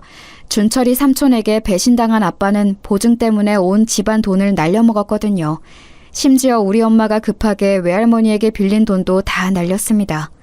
워낙 친척들에게 돈을 빌리고 다녀서 외삼촌과 외숙모와는 이때 인연도 끊기게 되었어요. 역시 돈 앞에서는 친구고 가족이고 뭐가 없더라고요. 엄마, 일단 그래서 너무 미안한데 우리 딸들을 부탁해. 나랑 남편은 사채업자 피해서 돈을 벌어야 해. 둘 다 공장에 들어가서 어떻게든 돈을 벌여야 할 것 같아. 엄마한테 너무 미안해. 미안해하지 마라. 살다 보면 이런 일도 있는 거야. 그러니까 안 좋은 생각은 하지 말고 마음 굳게 먹어. 정서방한테도 애들은 걱정하지 말라고 해. 하늘이 무너져도 솟아날 구멍은 있다고 했어. 인생이란 게 어떻게 좋은 일만 있겠어? 오빠도 세연이도 이제 내 연락은 받지도 않아. 물론 이해는 하지만 속상해. 우리 딸들한테도 너무 미안해. 미선아, 네가 그래도 언니니까 동생 똑바로 챙겨. 알겠지? 할머니 속상하게 하지 말고 말 잘 들어. 엄마랑 아빠가 돈 많이 벌어서 빨리 갚을게. 엄마, 나는 괜찮아. 그러니까 나랑 미진이는 걱정하지 마. 외할머니 안 힘들게 내가 노력할게. 우리 딸 너무 미안해. 엄마가 미안해. 그렇게 저는 외할머니 밑에서 중고등학교 시절을 보내게 되었어요. 외할머니는 성격이 굳세고 강한 분이셨어요. 저와 동생에게 절대 힘든 티를 내지 않으셨죠. 사채업자들이 어떻게 알고 외할머니의 집을 찾아왔던 적도 있거든요. 그럴 때도 외할머니는 당당하게 말하셨습니다. 사위가 당신들 돈을 떼어먹은 것은 나도 알아. 그런데 이 아이들이 무슨 죄가 있어? 연좌제야, 어? 내가 알기로 사위랑 내 딸이 공장에서 매달 돈을 보내준다던데 그걸 기다리면 되지 않나? 왜 여기까지 와서 행패야? 집안을 때려 부수던 사채업자들도 외할머니가 저렇게 나오니 나중에는 찾아오지 않았어요. 실제로 부모님은 버는 돈을 죄다 사채업자들에게 주고 있었습니다. 아예 월급을 받으면 사채업자들이 공장 앞에 서서 가져갔다고 하더라고요. 그런 생활이 3년이 지나고 제가 고등학생이 되었을 때였어요. 미선아, 이게 무슨 일이야? 외할머니가 왜 갑자기 쓰러지신 거야? 엄마 너무 놀라서 지금 신발도 못 신고 왔어. 원래 그렇게 정정하던 사람이. 너는 양심이 있어 없어? 네 남편이 사고 친 거 내 돈하고 엄마 돈 가져갔으면 엄마를 잘 돌봤어야지. 엄마가 암이라는 건 몰랐던 거야? 애들을 이렇게 맡기고 용돈은 주기는 했어? 진짜 그 거지 같은 남편하고는 언제 이혼할래? 오빠, 나도 미안해. 그런데 지금 상황이 어쩔 수가 없잖아. 엄마가 암이라는 사실은 전혀 몰랐어. 티를 내는 분이 아니잖아. 물론 나도 오빠한테 미안해. 미리 말하는데 우리는 돈 없어요. 이미 빌려준 돈만 해도 얼마예요? 못 갚는 건 알고 있는데 더 손 벌릴 생각은 하지도 말아요. 네, 죄송해요. 세연이한테도 제가 너무 죄송해요. 인생이 왜 이렇게 힘든 거야? 외할머니가 갑자기 쓰러져서 병원에 입원하셨습니다. 그 이유는 바로 암이었어요. 심지어 할머니는 말기여서 병원에서 손을 쓰기에는 이미 늦었다고 하더라고요. 아무래도 연세도 있고 치료를 해도 길어야 1년이라고 하셨죠. 엄마는 처음으로 공장에서 나와서 할머니를 붙잡고 울었습니다. 소식을 듣고 찾아온 외삼촌과 외숙모는 와서 돈 얘기를 꺼내셨어요. 이미 우리 집에 빌려준 돈이 많았던 터라 외숙모는 특히 쌀쌀맞았습니다. 외할머니의 병간호를 위해 어쩔 수 없이 엄마는 공장을 그만두고 같이 살며 식당에서 일하셨어요. 야, 너희 엄마 우리 식당에서 설거지 하더라? 너희 집 그렇게 가난해? 너희 아빠는 이혼한 거야? 왜 집에 없어? 우리 엄마가 그러던데 너희 가족 완전 콩가루 집안이라며? 조용히 해. 시끄럽다. 너는 공부 안 해? 우리 집에 콩가루라고 너한테 뭐 피해준 거 있어? 그리고 우리 엄마가 너희 식당에서 설거지하는 거 이미 알고 있어. 그러니까 굳이 말 안 해도 돼. 학교에 다닐 때는 우리 집을 둘러싸고 워낙 말이 많았어요. 도시가 아닌 시골에서 자라서 서로 집에 숟가락이 몇 개인지도 아는 사이였거든요. 하지만 저는 그런 말에 신경을 쓸 겨를이 없었습니다. 당장 우리 집이 살기 바빴거든요. 결국 외할머니는 제가 성인이 되기 전에 돌아가시게 되었습니다. 이때 장례식장에서 우리 엄마가 저한테 했던 말이 있어요. 이 말은 제가 절대 잊을 수가 없습니다.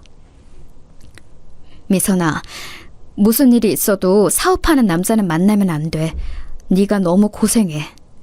엄마도 이런 인생을 살 줄은 전혀 몰랐어. 그러니까 제발 안정적인 사람 만나. 알겠지? 엄마는 우리 딸이 엄마 같은 인생을 산다고 생각하면 가슴이 너무 아파.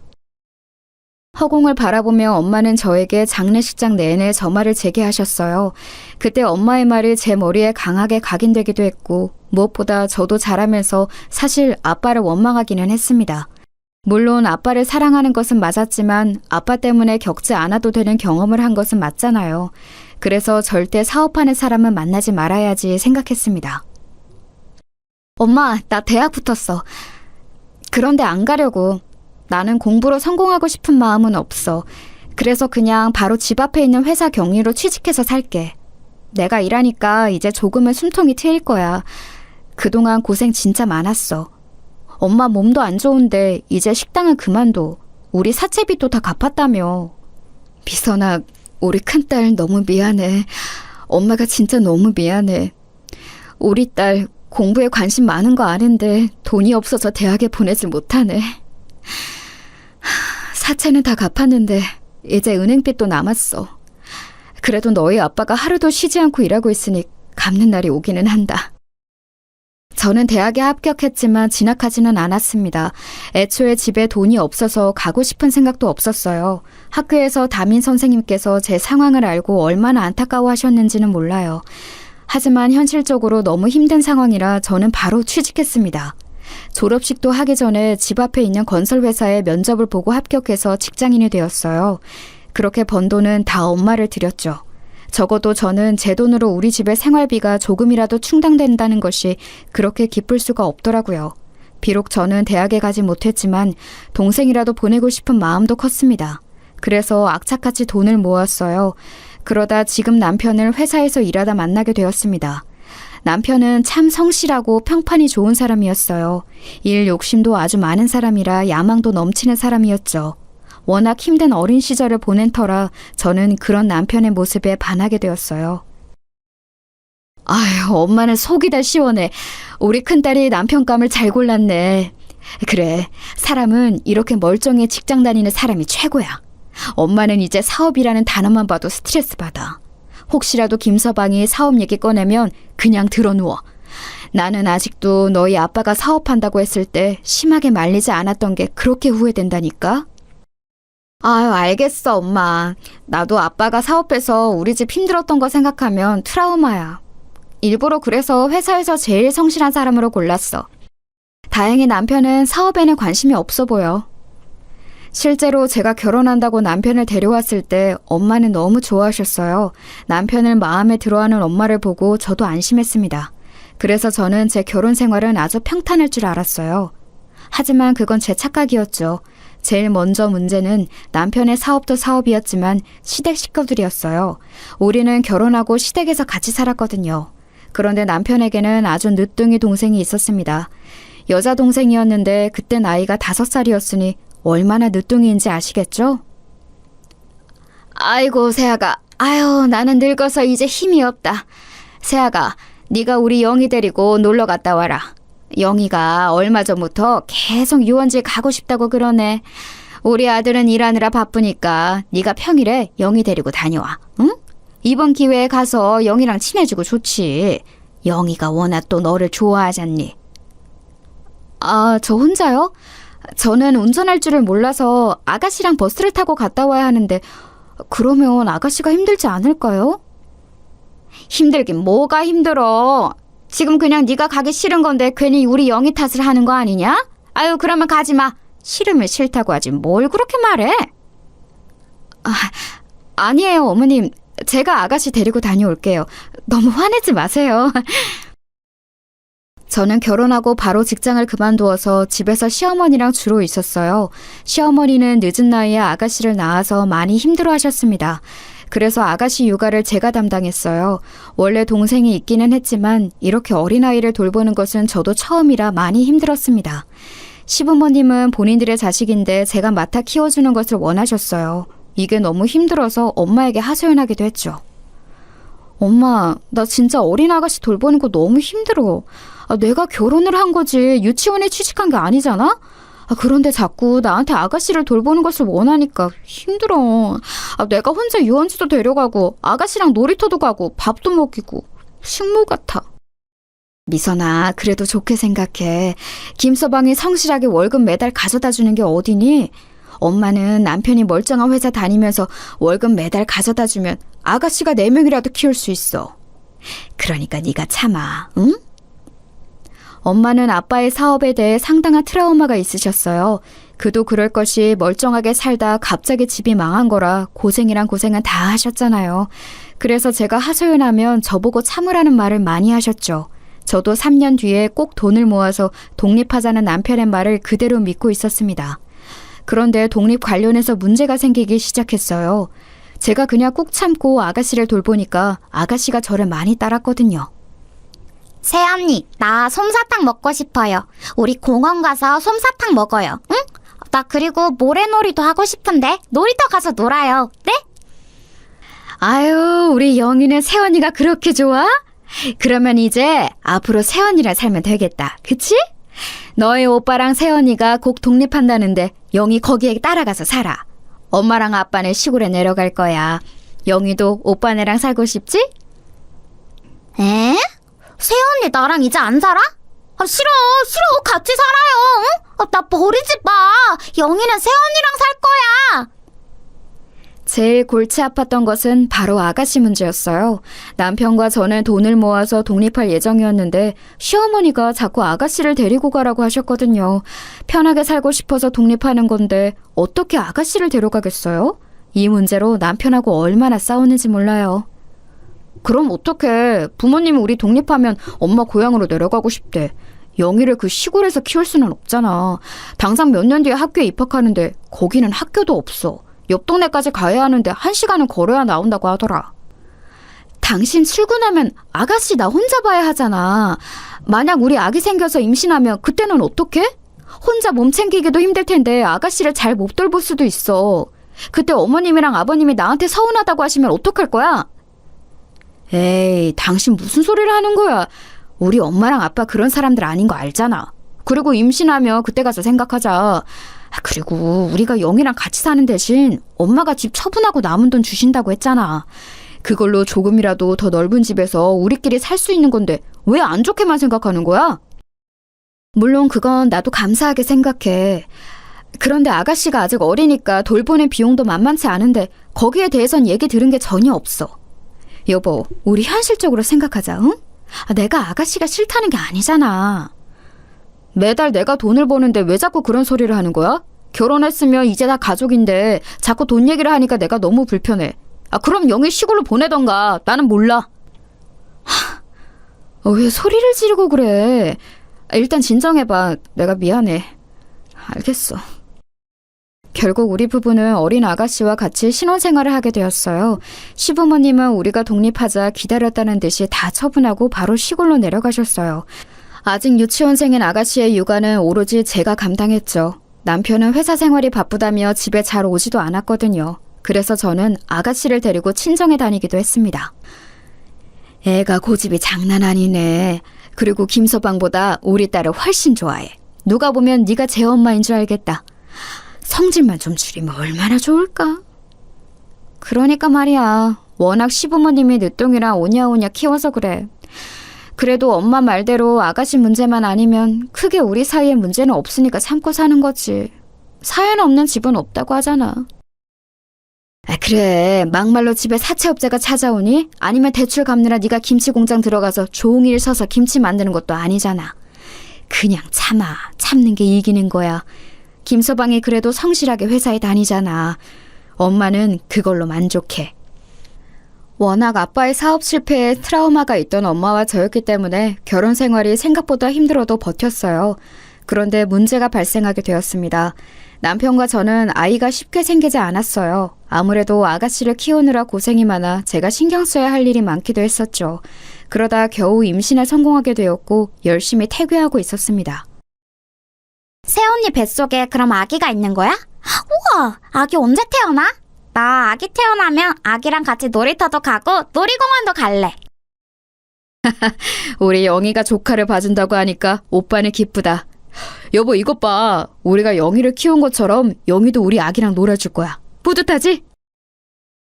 아가씨도 태어날 조카에 관심이 매우 많았어요. 우리 친정에서도 제 임신 소식에 많이 기뻐하셨습니다. 양가의 관심을 한 몸에 받으며 태어날 아기를 기다리고 있었는데 남편이 벼랑간 저를 앉혀놓고 말했습니다. 그래서 나는 사업을 꼭 할 거야. 이미 생각해 놓은 그림이 있어. 여보, 당신은 나 믿지? 내가 그동안 바빠서 집에 잘 못 왔잖아.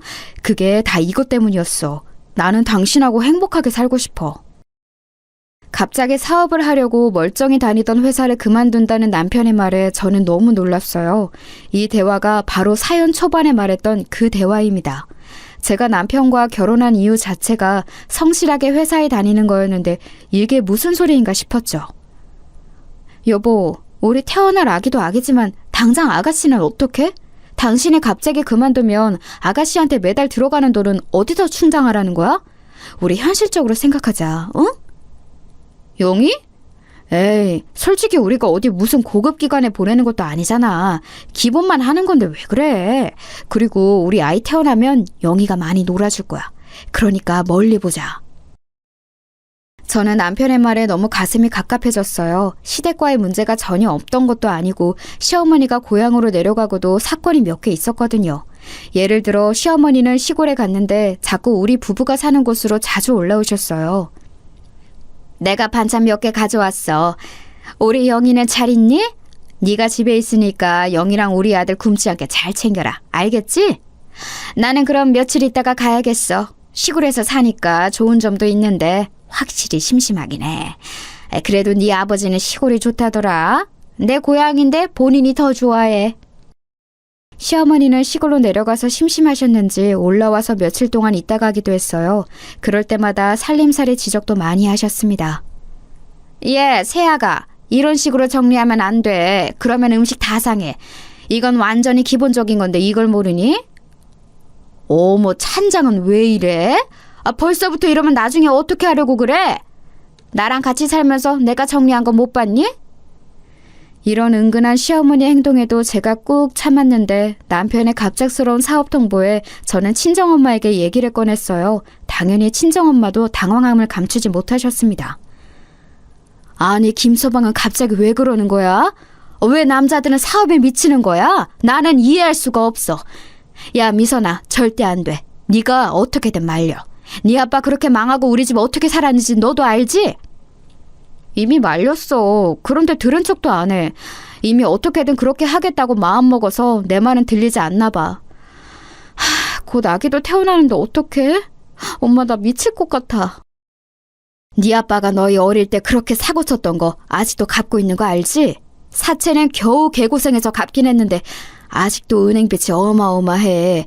엄마는 우리 딸이 그렇게 사는 거 원하지 않아. 물론 사업한다고 다 망하는 것은 아니야. 하지만 성공하는 것보다는 확률이 더 높아. 나도 아빠가 사업하고 우리 집 쫄딱 망해서 힘들게 살았던 거 당연히 기억해.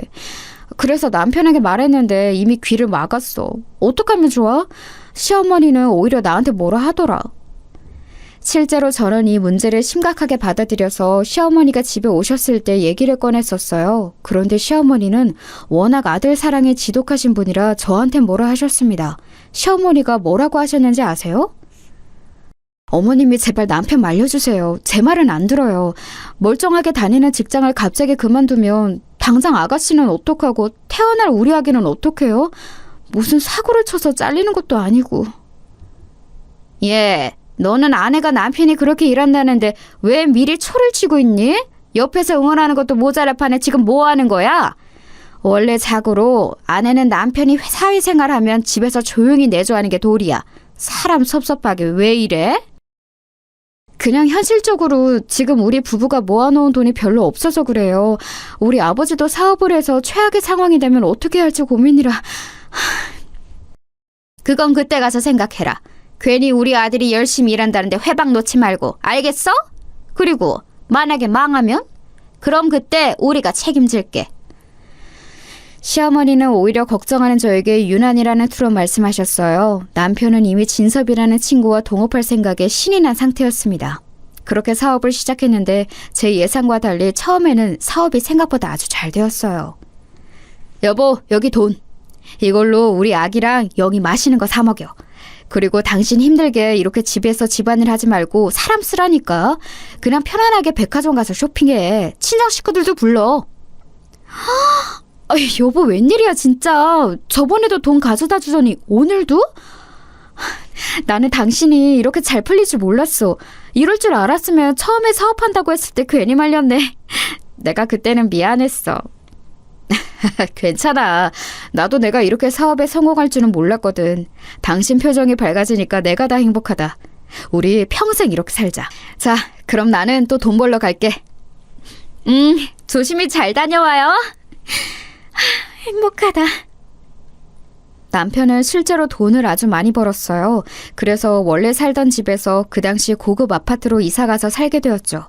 아가씨와 우리 아이의 교육에도 신경을 많이 썼습니다. 아가씨는 유명 사립학교에 입학해서 다니고 있었어요. 내가 우리 아들 사업 잘 될 거라 했지? 나는 우리 아들은 당연히 성공할 줄 알았어. 그래서 네가 그렇게 반대할 때 웃기지도 않더라. 앞으로 너는 그냥 조용히 우리 아들이 하자고 하면 그렇게 하라고 해. 시어머니는 기세 등등해진 상태로 제 얼굴을 볼 때마다 남편을 칭찬하셨어요. 그런 모습을 보며 참 머쓱한 기분이 들었답니다. 그리고 남편의 성공에 관해 제일 놀랐던 사람은 바로 우리 친정부모님이에요. 우리 딸이 이런 고급 아파트에 산다고? 엄마는 믿기지 않아. 너무 잘 됐다. 우리가 괜히 너희 아빠가 망했던 기억 때문에 안 좋게 생각했었네. 우리는 아직도 대출빚이 많잖아. 내가 젊었을 때 했던 실수 때문에 우리 가족이 이렇게 사는 거지. 미안하다. 나는 아직도 우리 딸들이 장모님 손에 자란 것만 생각하면 자다가도 벌떡 일어나. 아유, 그만해, 아빠. 이미 지나간 일이야. 그리고 나는 사실 사채업자 빚을 탕감한 것만으로도 대단해. 그거 갚으려고 아빠 쉬는 날도 없이 일했잖아. 지금도 돈이 되는 일이라면 뭐든 하잖아? 너희 엄마랑 우리 딸들한테 너무 미안해서 그렇지. 일을 안 하면 꼭 죄를 짓는 기분이야. 우리 딸이라도 이렇게 행복하게 살아서 얼마나 다행이지 몰라. 김서방은 부디 망하지 않고 쭉 이렇게 살았으면 좋겠다. 친정아빠는 사업이 망한 후로 우리 가족에게 유난히 미안해하셨어요. 아직 빚이 많기도 했고 또 본인의 죄책감 때문에 하루도 쉬지 않고 어떤 일이라도 하는 분이셨죠. 그런 아빠를 보고 저는 속으로 남편의 성공에 관해 마냥 기뻐할 수는 없었습니다. 그리고 그 예측은 맞아떨어졌어요. 왜냐하면 남편의 잘 나가던 사업은 정확히 우리 아이가 학교에 입학할 때가 되자 신기루처럼 사라졌습니다. 정말 한여름밤의 꿈이라고 할 만큼 갑작스러웠어요. 여보, 잠시만. 지금 그게 무슨 말이야? 정확히 말해. 다 망했다니? 끝이라니? 제발 그만 울고 말을 제대로 해. 나 너무 당황스러워. 제발 침착하게 말해봐, 응? 이제 끝이야. 미소나, 내가 미안해. 내가 나가 죽어야 해. 믿었던 진섭이한테 배신당했어. 그 새끼가 혼자 중간에서 다 가로챘다고. 심지어 이미 베트남으로 출국해서 잡을 수도 없어. 어떡하지? 남편은 사업의 동업자였던 진섭 씨에게 크게 당했어요. 이미 어릴 때 겪은 일이지만 막상 제가 자식이 아닌 아내의 상태로 소식을 들으니 타격이 훨씬 심했습니다. 남편도 동업자에게 배신당한 우리 아빠의 처지였습니다.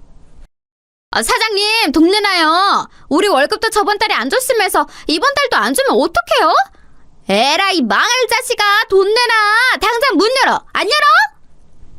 심지어 직원들이 집으로 찾아와서 돈을 달라고 난리를 치기 시작했어요. 그리고 이것을 시작으로 사채업자들과 각종 사업하며 만난 거래처들이 집으로 찾아왔습니다. 남편과 저는 급한 대로 살던 아파트를 팔아 남은 돈으로 급한 불을 껐어요. 하지만 급한 불만 껐지 이미 빚은 어마어마한 상태였습니다. 그럼 나는 어떡해? 시골로 가라고? 장난해? 멀쩡히 다니던 학교를 그만두고 저 시골로 가서 살려는 거야? 싫어, 싫다고. 지금 이런 거지 같은 단칸방으로 온 것도 짜증나는데 무슨 시골이야? 영희야, 오빠도 너 시골로 보내는 거 싫어. 그런데 현실적으로 지금도 이렇게 사람들이 찾아오는데 너까지 위험해져. 그러니까 미안한데 시골로 가서 엄마랑 있어. 알겠지? 그래요, 아가씨. 속상하겠지만 아까도 사채업자가 찾아온 거 봤죠? 아가씨까지 위험하니까 일단 시골로 가요. 상황이 안정되면 반드시 아가씨 데리러 갈게요. 집을 팔고 차도 팔고 적금도 깨서 상황을 안정시키려고 노력했어요. 그 과정에서 아가씨를 시골로 보냈고 시댁과 친정에도 돈을 빌리기 시작했습니다. 엄마, 어떡해. 계속 이사 다녀도 사채업자들이 어떻게 알고 찾아와. 살림도 없는데 자꾸 와서 때려 부수고 난리야. 집주인도 소란스럽게 하지 말고 당장 나가라고 하더라. 이제 돈을 빌릴 것도 없어. 어떡해. 아유, 내가 미치겠다. 사업하면 꼭 끝이 왜 이러니? 미선아, 엄마가 급하니까 돈 조금 줄게. 그걸로 일단 우리 손녀 밥은 먹여. 사람이 힘들수록 정신 똑바로 차려야 해. 아휴, 우리 엄마가 나한테 했던 말을 내가 우리 딸한테 하니. 이게 무슨 일이니? 뭐? 아니야, 됐어. 엄마, 그러지 말고 내가 우리 지영이 엄마한테 맡길 테니까 아이를 봐줘. 내가 엄마처럼 공장 들어가서 일해서 조금이라도 갚아야겠어. 남편도 지금 아는 사람한테 아주 소액이라도 빌리고 있거든. 해보는 데까지 해야지. 그렇게 갚아서 언제 갚으려고. 급하니까 일단 받아. 엄마가 그 상황을 겪어봐서 알아. 그러니까 일단 상황을 해결하는 것에 집중해. 알겠지? 급할수록 침착해야 해. 일단 사채 빌린 거 갚는 게 우선이야. 그거 이자가 어마어마하거든. 그리고 지영이는 엄마한테 보내. 벼랑 끝에 몰렸다고 생각했는데 친정엄마의 도움으로 가까스로 일어설 수 있었어요. 또 빚쟁이들에게 도축당하면서 우리 아이를 온전히 보호할 수가 없다고 느꼈습니다. 그래서 실제로 아이를 엄마에게 보냈어요. 친정이 그렇다고 여유 있는 상황은 전혀 아니었습니다. 급하게 엄마에게 받은 돈으로 상황을 해결하고 동생과 대화하는데 저는 깜짝 놀랐어요. 형부는 왜 이렇게 무책임해? 그리고 언니 시부모님도 너무해. 이제껏 언니가 힘들게 내조하고 아가씨까지 키웠는데 왜 시골로 보냈냐고 뭐라 했다고? 그게 사람이야? 돈이라도 구해와서 도와주던가. 그것도 아니라며. 남편이 사업 잘 될 때 돈을 그렇게 받았으면서 그걸 다 썼대. 줄 돈은 없다고 딱 잘라서 그러더라.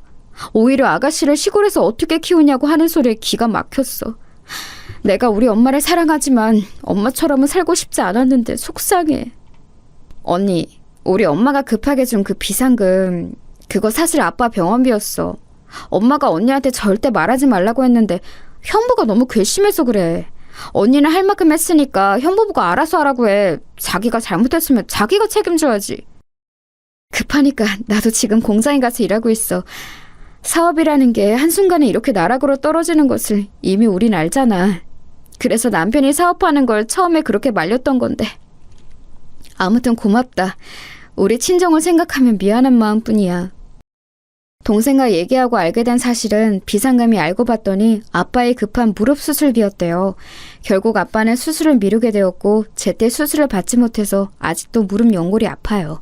이런 상황에서 시댁은 아무 도움을 주지 않았습니다. 아유, 불쌍한 우리 아들. 세아가, 네가 우리 아들이 상처받아서 혹시라도 나쁜 생각을 하지 않도록 신경 써줘. 알겠지? 아유, 얼마나 우리 아들이 마음이 아플까. 남자가 사회생활을 하다 보면 그럴 수도 있지. 안 그러니? 어머님, 저도 힘들어요. 지금 우리 친정도 힘든 형편인데 저한테 비상금을 주셨어요. 어떻게든 이겨내려고 노력 중이니까 걱정하지 마세요. 너보다 지금 내 아들이 훨씬 힘들다. 너는 그동안 집에서 편하게 살았잖아. 내 아들은 밖에서 일하다 이런 상황이 된 거고. 힘듦의 크기를 따지면 압도적으로 우리 아들이 더 힘들지. 어머니, 저도 참을 만큼 참았어요. 그동안 아가씨가 제 자식도 아닌데 돌봤던 거 모르세요? 제가 집에 있을 수밖에 없던 이유가 있잖아요. 그렇게 말씀하시면 저도 속상해요. 어머님도 남편 돈으로 편하게 사셨으면서 아예 이론도 주지 않으셨잖아요. 이게 지금 시어머니를 이겨먹으려고 하네? 어른한테 그게 무슨 말버릇이야? 그러니까 네 말은 지금 돈이나 내놔라. 이거 아니야? 어? 돈 없다. 없다고. 시어머니와 저는 감정에 격해져서 심한 말이 오고 가기도 했어요. 그만큼 마음의 여유가 없던 상황이었습니다. 결국 이때 서로 감정이 상해 시댁과의 인연을 끊어내게 되었죠. 그동안 억눌렸던 감정이 터져서 저도 시어머니와 더 관계를 이어가고 싶지 않았으니 잘된 선택이었습니다. 그리고 급한 대로 저는 공장에 가서 일하며 돈을 벌었어요. 속으로 엄마가 이렇게 고생했었다고 생각하니 눈물이 나왔습니다. 팔자가 왜 이런 건지 하늘에 대고 원망도 자주 했죠. 남편은 한동안 정신을 못 차리고 힘들어했습니다. 여보, 힘들어도 우리가 이겨내야 해. 우리 아빠도 당신처럼 친한 친구한테 배신당했어. 알지? 그래도 지금 가난해도 잘 살고 있잖아. 그러니까 너무 상심하지 말고 우리 서로 의지하자. 의기소침해서 집에서 잘 나가지도 않는 남편을 달래느라 얼마나 고생했는지 몰라요. 남편은 술에 의존해서 종일 소주만 마셨거든요. 제가 혼자 버는 돈으로 빚을 갚고 겨우 남은 생활비로 남편과 라면을 먹으며 버텼습니다. 그런데 제가 공장에서 일하면서 어깨를 심하게 다치게 되었어요. 그리고 버텨왔던 저도 무너지게 되었습니다. 여보, 나도 너무 힘들다. 이제 당신이 나가서 돈을 벌면 안 돼? 나도 어깨만 회복하면 나가서 돈 벌게. 우리 평생 이렇게 살 수는 없어, 알지? 이제 정신 차리고 돈 벌어서 빚 갚자. 그리고 다시 지영이도 우리 품으로 데려오자. 알겠어. 내가 사업 망하고 제정신이 아닌 상태였는데 네가 혼자 너무 고생 많았어. 미안하고 고마워. 이제 내가 나가서 일할게. 우리 이겨내자. 제가 울며 말하자 남편도 정신을 드디어 차렸어요. 그리고 제가 어깨를 회복하는 동안 남편이 나가서 돈을 벌게 되었죠. 빚도 조금씩이지만 갚았고 그렇게 몇 년이 지났습니다. 친정에 맡겼던 우리 딸도 데려왔어요. 저는 예전처럼 공장에 가서 버는 것은 힘든 상태였습니다. 그래서 아이가 학교에 간 동안 식당에서 설거지하며 돈을 벌었어요. 월급은 50만 원 정도 받았습니다. 빚을 갚으며 힘들어도 참고 살다가 사건이 발생하게 되었어요. 이 사건이 제가 오늘 제보한 사연의 핵심이랍니다. 미선아, 혹시 100만 원을 급하게 구할 수 있을까? 네 아버지가 그때 수술을 제때 못했잖아. 후유증이 있는지 자꾸 자다 깨고 일상생활도 힘들어. 그래서 병원에 갔더니 마침 주말에 수술 하나가 취소됐다고 하더라고. 병원비가 없어서 그러는데 100만 원 있니? 100만 원? 마침 남편이 어제 월급을 받았어. 거기서 조금 빼고 우리 적금 깨서 줄게. 그때 엄마랑 아빠가 우리 빚 많았을 때 줬던 돈도 못 갚았잖아. 이 정도는 괜찮아. 그때 빌린 돈 갚는 거라 생각할게. 아유, 너무 고마워. 아빠 수술 잘 끝나면 차차 갚을게. 사업이 뭐라고 내 남편도 네 남편도 난리니. 아유, 남자들이 문제다. 어쨌든 우리 딸 고마워. 엄마가 급하게 전화로 아빠의 수술비가 필요하다고 했어요. 남편이 사업 망하고 힘들었을 때 저한테 주겠다고 아빠가 수술을 못 하셨잖아요. 그래서 저는 당연히 우리 친정에 그 정도 비용은 줄 수 있다고 생각했어요. 물론 100만 원이 우리 형편상 큰 돈은 맞았습니다. 선뜻 줄 수 있는 금액은 아니었어요. 하지만 친정에서 먼저 우리 부부를 도와주었던 경험이 있으니 저는 돈을 보내주었죠. 그런데 이 사실을 말하자 남편이 말 그대로 흥분하기 시작했어요. 뭐라고? 미친 거 아니야? 무슨 100만 원을 상의도 없이 보내? 당신 미쳤어? 내가 공장에서 뼈 빠지게 일한 돈을 그렇게 홀랑 보냈다고? 적어도 나한테 말은 하고 보냈어야 하는 거 아니야? 어떻게 그럴 수가 있어? 급하게 예약금을 보내야 한다잖아. 우리 부모님이 저번에 당신 빚 갚을 때 도와줬던 거 몰라? 물론 나도 늦게 말해서 미안해. 엄마가 꼭 갚겠다고 했어. 저번에 우리한테 줬던 돈은 1원도 못 갚은 거 알지? 나는 당신 반응이 오히려 서운해. 서운? 지금 서운하다는 말이 나와? 내가 공장에서 개같이 일한 돈을 왜 주냐고. 인연이 미쳤나? 이혼하기 싫으면 당장 너희 부모님한테 가서 차용증 받아와. 100만 원이 누구 장난이야? 그 돈을 왜 줘? 우리 형편을 보라고. 당신이야말로 미쳤어? 내가 이제껏 결혼해서 당신이랑 당신 가족한테 한 게 얼만데 지금 100만 원 가지고 이러는 거야? 양심이 있어 없어? 내가 결혼하고 어린 아가씨 혼자 키우고 그 뒤로도 키워주고 당신의 잘못해서 망해서 빚 갚느라 개고생하는 거 안 보여? 내가 망하고 싶어서 망했어. 나도 힘들어. 사는 게 힘들다고. 겨우 어떻게든 이겨내서 사는 상황이잖아. 그런데 당신은 왜 상의도 없이 돈을 보내냐고. 내가 화가 안 나게 생겼어? 우리 부모님이잖아. 몇 번을 말해. 내가 쓸데없는 곳에 썼니? 막말로 네 부모는 뭐 해준 게 있어? 오히려 아가씨 시골에 보냈다고 나한테 지랄하더라. 우리 부모님은 당신 사고 친 거 없는 형편에 본인 병원비로 갚아줬는데 어떻게 그래? 순간 제가 욱해서 남편의 말에 받아쳤어요. 그러자 남편이 어떤 행동을 했는지 아세요? 갑자기 얼굴이 새빨개지더니 손을 들어 제 뺨을 내리쳤습니다. 너무 순식간에 일어난 일이라 처음에는 당황했어요. 그러나 몇 초가 지나고 눈물이 나오기 시작했습니다. 당신 지금 나 때린 거야? 미쳤어? 제정신이야? 어떻게 이럴 수가 있어? 다른 사람도 아니고 당신이 어떻게 나한테 이래? 시끄러워, 조용히 해. 당장 너희 부모한테 가서 차용증 가져와. 다음 달에 갚으라고 해. 아니면 이혼이야? 남편은 제가 친정에 돈을 보냈다는 사실을 알자 크게 분노했어요. 그러더니 본인의 화를 주체하지 못하는 모습을 보였습니다. 자리를 박차고 일어나 집 밖으로 나갔어요. 그 모습을 보고 너무 속상했습니다. 아무리 생각해도 제 행동이 뺨을 맞을 행동은 아니라고 생각했죠. 순간 아빠의 수술이 걱정되는 마음도 들어서 전화를 걸었어요. 그리고 그 전화는 제 인생을 완전히 바꿨습니다. 아빠 수술 내일이지. 몸 컨디션은 어때? 괜찮아? 급하게 잡힌 수술인데 긴장되지는 않아? 미선아, 아빠는 괜찮아. 그런데 너 우는 거야? 왜 그래? 무슨 일이 있는 거야? 아빠는 괜찮으니까 천천히 말해봐. 설마 김서방이 또 사고 쳤니? 아빠, 나 서러워서 못 살겠어. 너무 속상해. 내가 아빠 수술비를 보냈다고 했더니 남편이 차용증을 받아오래. 도대체 어떻게 저래? 사람이 저래도 되는 거야? 그리고 심지어 내 뺨을 때렸어. 내가 시댁에 얼마나 잘했는데 저럴 수가 있어? 뭐? 내 딸의 뺨을 때렸다고? 그게 진짜야? 김서방이 어떻게 그래? 그 순간이었어요. 제가 뺨을 맞았다고 말하고 아빠가 흥분하자 갑자기 낯선 목소리가 핸드폰을 통해 들려왔습니다. 그리고 그 사람이 누군지 알게 되자 저는 너무 깜짝 놀라고 말았습니다. 미선아, 나 준철의 삼촌이다. 뭐라고? 우리 미선이를 남편이 때렸다고? 이게 무슨 미친 소리냐? 아저씨가 당장 거기로 갈게. 딱 기다려. 네? 네? 누구라고요? 준철이 삼촌? 삼촌이라고요? 아니 글쎄 여러분, 제 전화를 가로채서 받은 사람이 바로 준철의 삼촌이었어요. 어릴 때 워낙 많이 봤던 사이라 아저씨의 목소리를 듣고 저는 단번에 알아챘습니다. 아빠와 동업하다 보증 문제로 연락이 끊겼던 준철이 삼촌이 왜 아빠와 있는지 궁금했어요. 저는 어안이 벙벙한 채로 전화가 끊긴 핸드폰을 바라보았습니다. 그리고 정말 몇 분 뒤 삼촌이 제 앞에 아빠와 나타났어요. 삼촌 뭐예요? 저 너무 놀랐어요. 이게 무슨 상황이에요? 아빠랑 삼촌이랑 다시 연락하고 있었어요? 도대체 이게 어떻게 된 일이에요? 미선아, 오랜만이다. 삼촌이 참 너희 가족들에게 너무 미안해. 그때 사업이 망하고 아저씨가 생명의 위협을 너무 많이 받았어. 그래서 중국으로 도망갔었다. 거기서 몇 년간 개고생하고 일이 겨우 해결되어서 예전보다 돈이 많아졌어. 그래서 다시 한국으로 왔지. 그런데 이미 늦었더라. 너희 가족은 이미 떠난 후였어. 내가 수소문하고 흥신소에 의뢰하고 겨우 너희 아빠를 찾았더니 이렇게 나 때문에 힘들게 살고 있더라.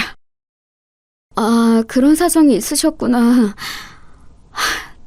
삼촌, 저는 모르겠어요. 삼촌이 미운데, 너무 미운데 반갑기도 해요. 삼촌 때문에 너무 힘들었거든요. 우리 아빠가 삼촌 보증 때문에 안 해도 되는 고생을 많이 했어요. 그건 우리 엄마도 마찬가지예요. 하지만 그래도 이렇게 잊지 않고 찾아와서 고마워요. 아니다, 다 내 잘못이야. 그래서 너희 아버지한테도 말했는데 내가 너희 가족에게 남은 인생을 모두 바칠 거야. 평생 돈 걱정은 안 해도 되게 해줄게. 우선 망할 너희 남편이 첫 번째야. 그 새끼 어디 있어? 당장 이혼해. 변호사 선임하고. 감히 우리 미선이를 때려?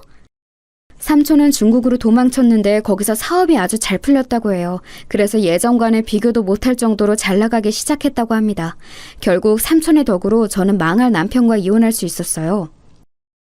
미선아, 내가 미안해. 잠시 내가 미쳤었나 봐. 우리 미혼하지 말자. 내가 다시는 너한테 손 올리지 않을게. 됐어. 나는 이제 당신하고 할 말은 없어. 내가 그동안 시댁과 당신에게 할 만큼 충분히 했다고 생각해. 우리 앞으로 마주치지도 말자. 나는 당신 빚을 대신 갚을 생각 없어. 이혼하자며. 당신이 이혼 얘기 먼저 꺼냈어. 아니야, 미안해. 내가 그때 너무 흥분해서 그랬어. 미선아, 내 말을 들어봐. 미선아! 저는 준철의 삼촌의 도움으로 남편과 깔끔하게 이혼할 수 있었어요. 변호사를 무려 삼촌이 3명이나 선임해 주셨거든요. 그리고 실제로 삼촌은 우리 친정을 책임지기 시작했습니다. 아빠의 수술도 성공적으로 마칠 수 있었고 저는 예전과는 다른 생활을 하고 있어요. 아이는 제가 키우고 있습니다. 남편은 본인 빚을 혼자 갚아야 하니 저한테 무릎 꿇고 난리가 아니었어요. 그 모습을 보는데 어찌나 통쾌했는지 모릅니다. 그리고 더불어 역으로 친정엄마가 예전에 빌려준 돈까지 청구했어요. 이게 다 남편의 업보랍니다.